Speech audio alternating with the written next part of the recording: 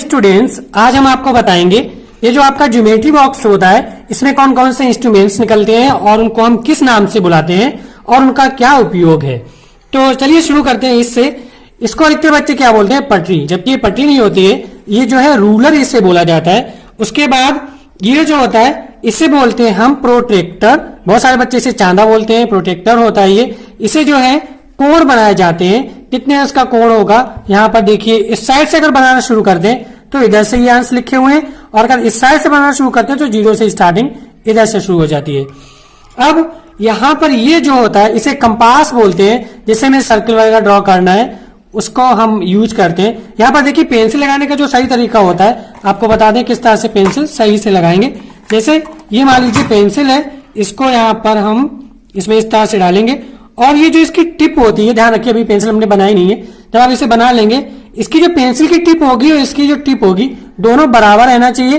तभी हम बराबर रहने के बाद इसे कस देते हैं, टाइट कर देते हैं। ये बंद रहना चाहिए तब हम पेंसिल लगाते हैं। उसके बाद ओपन करके इसे सर्कल ड्रॉ करना यानी वृत्त खींचना ये वगैरह काम करते हैं। अब बात आती है इसकी, इसको क्या कहते हैं? ये जो बहुत सारे बच्चे क्या कहते हैं इसे गुनिया बोलते हैं। गुनिया नहीं होती, ये डिवाइडर होता है, ठीक है। और दो बिंदुओं के बीच की दूरी जो है नापी जाती है। कैसे? जैसे मान लीजिए यहाँ पर कोई एक बिंदु ये है और यहाँ पर कोई बिंदु एक ये है, ए यहाँ पर मान लिया बी, इन दोनों के बीच की दूरी नापनी है। तो ये जो है यहाँ पर हमने रख लिया इस तरह से, और स्केल पर ले गए इसे रूलर पे, और यहाँ पे इस तरह से हमने मेजर कर दिया 4 सेंटीमीटर। इस तरह से ये इसका काम होता है। उसके बाद अब मेन चीज आती है ये दो चीजें। बच्चे अक्सर इसी में कंफ्यूज होते हैं आखिर इन दोनों का काम क्या है। देखिए इन दोनों को हम बोलते हैं सेट स्क्वायर्स। सेट मतलब सेट हो गए, दो चीजें आती हैं, सेट स्क्वायर्स बोलते हैं इसमें।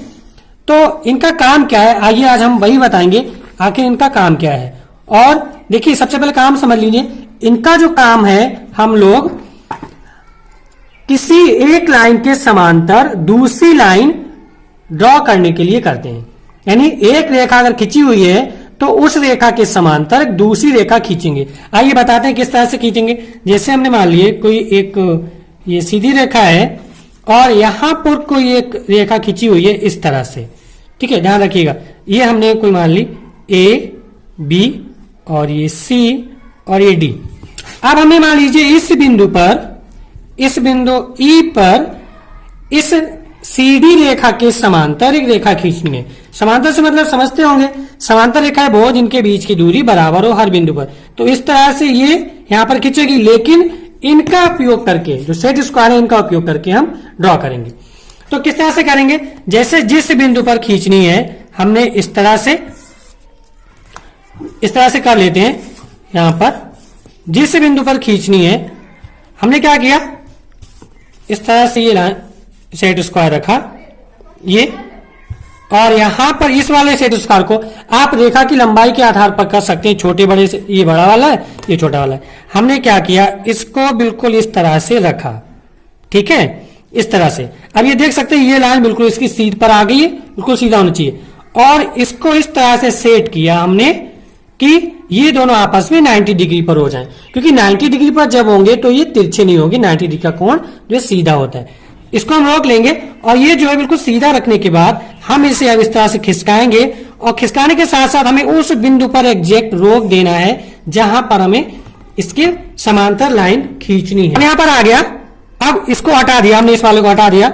अब यहां से ये लाइन खींच देंगे इस तरह से। और बाद बाकी रही बात आगे बढ़ाने की, तो जब लाइन हमें बिल्कुल सीध में मिल चुकी है समांतर तो इसे हम आगे भी बढ़ा देंगे।